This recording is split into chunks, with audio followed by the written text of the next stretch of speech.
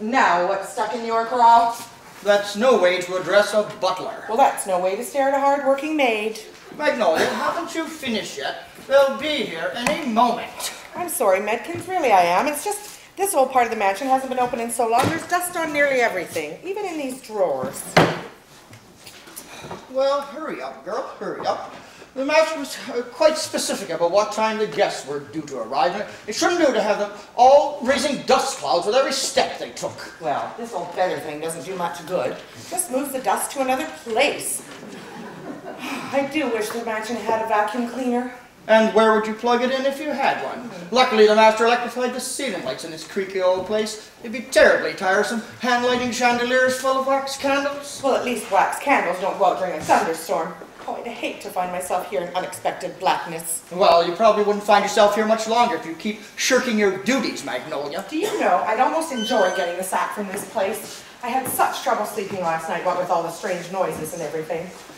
They're imagining things. There are no strange noises here. Perhaps a creaky floorboard or two, but I had no trouble sleeping at all. That's because you're not a helpless young girl. Creatures that go creeping through the night rarely ever bother about butlers.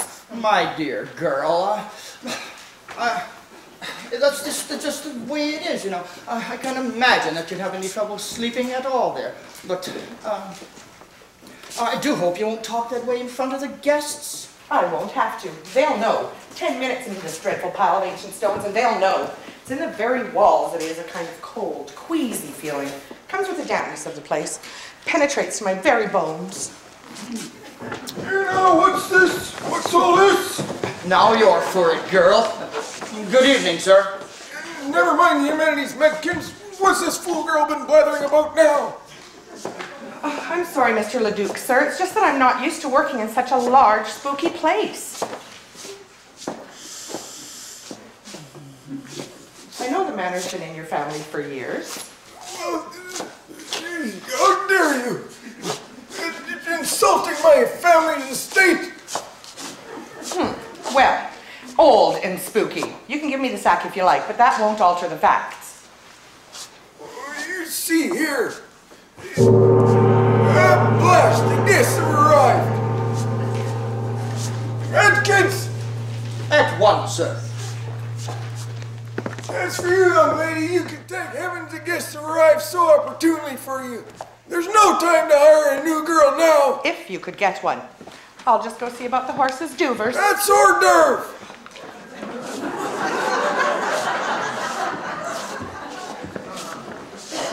Uncle Laurie, how's our latest breed? You haven't altered in 20 years. I'm afraid you have the advantage of me, sir. It's Barnaby, Uncle. Barnaby Falsey. Have I changed so much then? Ah, yes, Barnaby. Now I recognize you. Of course, you're a mere lad in school when I last saw you, and you certainly didn't have those mutton chop side whiskers or that mustache. That's true enough, I dare say. Where have all the years gone to, eh? Yeah, where indeed, where indeed. Well, it's splendid having you home again after all these years. How was your trip? Halfway over, it was a bit rough, but otherwise quite pleasant. It was good of you to send me the plane ticket. It's not easy being the poorest member of an otherwise wealthy family. Sherry, Mr. Falsey, Mr. Leduc. A splendid idea. The evenings are growing rather chilly. And arriving earlier, too. Thank you, Medkins. It is getting a bit dim in here, Dot. Medkins! At once, sir. It must be wonderful having servants. Just say the word and a thing gets done. How long has Medkins been with you? Well, it's most embarrassing to admit, but I've just hired him for the duration of the party. A young snipping maid named Magnolia. They arrived yesterday morning. Oh, I had thought. You see, boy, it's the blasted taxes. Nobody runs the mansion as it was done in the old days. Can't afford to, do you see? How do you manage such a large place without them? Well, normally I don't. I only open this wing for the duration of the party. I actually just live in a few small rooms in the other wing. Don't hardly need a domestic staff for anything that size, now do I? No, I suppose not. Though I had thought The Ledoux family were absolutely rolling in money. Afraid not, afraid not. A few paltry £1,000,000 is all. When that's gone... Oh, my sister-in-law. Your late brother's widow?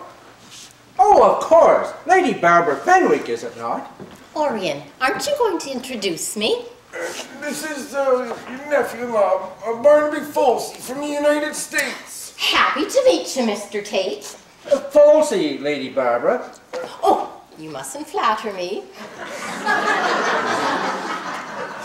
I should have warned you, she's deaf as a post. Hardly catches a word of conversation.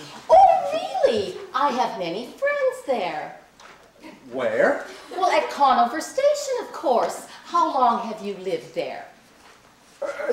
Barbara, I didn't say Conover Station, I said conversation. Yes, but how long has he lived there? Oh, ever so long. What do you mean, so long? You're not leaving already. Barbara, we're just having some sherry. Would you like a glass? Mrs. Michael's class, of course. That's where I know him from. Oh, it was such fun, wasn't it? The bright lights, the applause. No, Barbara, it has nothing to do with your amateur theatricals.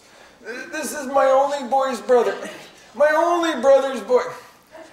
This is your brother-in-law's son. Happy to meet you, Mr. Lawson. I never Really? did catch your name when we were in acting school together.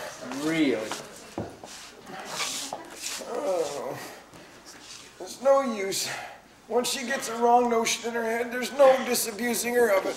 From now on, she will simply insist the two of you met while sharing a class. Sherry in a glass? Well, my dear, what else would I drink it from? That's the nice thing about Barbara. Sooner or later, the proper message gets through. In a roundabout way, of course. More guests. Capital. Miss Rosalind Barstow. What? Orion, darling. I heard you were having a party and I just couldn't stay away. Damn it, blast, Rosalind, this is a family gathering. But Orion, my sweet, I'm practically a member of your family, aren't I? I mean, it's only a matter of time. Miss Rosalind Barstow, this is Barnaby Falsey. Rosalind's a friend. Former schoolmate? Oh, hardly, Barnaby, dash it all. I'm old enough to be her Husband. Here's the horses' duvers. Get them while they're hot. Magnolia, must you? Must I what, sir? Oh, never mind. Just go into the hall and see about taking the guest baggage upstairs. That's housemaids work, and I was hired as a party maid. We may move the party upstairs. Now get to it!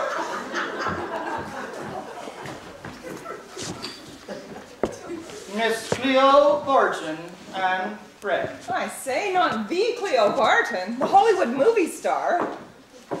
Oh, really? Orion, Lady Barbara, it's simply been ages and ages.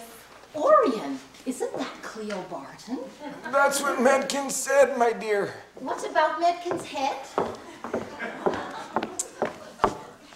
It's been such a long, dreary ride. Isn't anyone going to offer us a drink? You know, it's probably been a long, dreary ride up here. Isn't anyone going to offer them a drink? You'll have to pardon my sister-in-law. She's deaf as a post. Really, Magnolia? Well, you told me so yourself. Thought I told you to see to the guest baggage. But there are 6 bags, and I can only carry 2. Then make 3 trips. But how do I know which rooms they're supposed to be in? Which room is closest to Mr. Leduc's? You brought baggage? You weren't invited to the house, let alone the bedrooms. But it's only a matter of time.